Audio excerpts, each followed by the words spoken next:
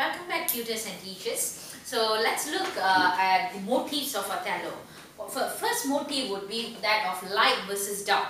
When we think of light versus dark, we need to consider the contrast, the juxtaposition of Othello's black skin versus Desdemona's white skin. So basically, what Shakespeare does is that he actually subverts racial stereotypes of black versus white in this play by having a white villain who is Iago and a black victim who is Othello, who's the tragic hero of the play. He actually subverts these racial stereotypes where white is equal to good and black is equal to bad, alright, or evil. Alright, so it's very interesting to see how the ending of the play, Othello actually feels that Iago has created all this kind of confusion in his life and has brought about his own downfall. So it's really a way of subverting the racial stereotypes. And you also need to consider the darkness of deception versus the moral purity of whiteness. Okay, is the moral truth eventually coming to the fore as in towards the ending of the play. And most of the actions that take place are day or at night. So there's that light versus dark juxtaposition, where the public versus the private selves of the characters come to the fore. Alright, very interestingly. And let's consider the next motif, one of sight versus blindness. When we say sight versus blindness, Othello is, despite having eyes to see, he is metaphorically blind to the chastity and faithfulness of Desdemona. And Desdemona, despite having eyes to see, she chose the black Othello and believed in his inherent goodness and essential goodness. And it is ironic that these two characters, including Emilia, are blind to the fact that Iago is treacherous and deceptive, despite having eyes to see, Iago being in close connection with them. So when we consider the motif of sight versus blindness, we need to consider how the love of Desdemona is blind. She's blind to the fact that Othello is a social inferior in terms of race and skin color. And Desdemona loves Othello despite his skin color, and she sees him in a different light from what the other characters perceive him. And Othello, on the other hand, demands ocular proof from Iago in Act 3, Scene 3, and is frequently convinced by things that he does not see. In other words, Desdemona's alleged infidelity to him is already clearly witnessed by him in his mind, for he imagines her sleeping with the white Cassio. And Othello accuses Desdemona, although he never sees her commit infidelity or adultery. So the seeing versus seeming and sight versus blindness motif is especially apparent in this play. And Othello strips Cassio of his position as lieutenant based on the story that Iago tells him.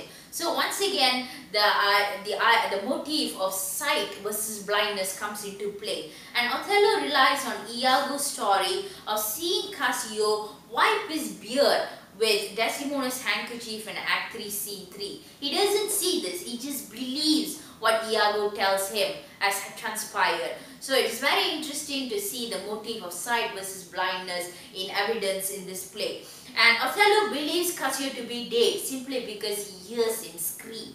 So this is also very interesting. Now let's look at the motif of plants. When we consider the motif of plants, there's a part where Iago says to Rodrigo, the free will metaphor. This is somewhere in the Act 1. He says, our bodies are our gardens, to which our wills are gardeners. So that if we will plant nettles or sow lettuce, set hyssop and weed up thyme. So basically he is saying that the power and corrigible authority of this lies in our wills in Act 1, Scene 3. What is he trying to say? In this quote, he's trying to say that whatever we are depends on our willpower. If Rodrigo wants to get over his love or infatuation with Desdemona, then he would be able to do so. If he wants to put money into his pocket, then he would be able to do so and win over the fair Desdemona from Othello. So he's saying that whatever we are, tis in ourselves that we are thus and thus. It is in ourselves that we are like this or like that. Whether we set ourselves up for failure or whether we set ourselves up for success. So it is all in a matter of willpower, according to Iago. And Iago is a good gardener of both himself and of others then, because not only is he able to command himself to such a orchestrated, treacherous plot, he is also able to manipulate others to his advantage and to exact revenge on them. And Iago's botanical references concern poison. He says, I'll pour pestilence into his ear in Act 2, Scene 3. The more already changes with my poison, and dangerous conceits are in their nature's poisons. Nor poppy, nor mandragora. In Act 3, Scene 3, all these quotes are references to plants or poison. And very ironically, it is Iago who himself becomes poisonous and will create this suspicion in Othello's mind that will like 1,000 minerals noise inwards. And Iago plants seeds of jealousy in the characters and makes lethal, poisonous, organic metaphor, makes his villainy seem like a force of nature in the other characters' fertile minds as grounds for his plotting. Now finally, let's look at the motif of animals. When we consider the motif of animals, there are a lot of racist metaphors on Othello, being a Barbary horse, an old black ram, and making the beast with two backs to represent the sexual intercourse with the white Desdemona. And all these conveys the animalistic and barbaric savage qualities of the Moor.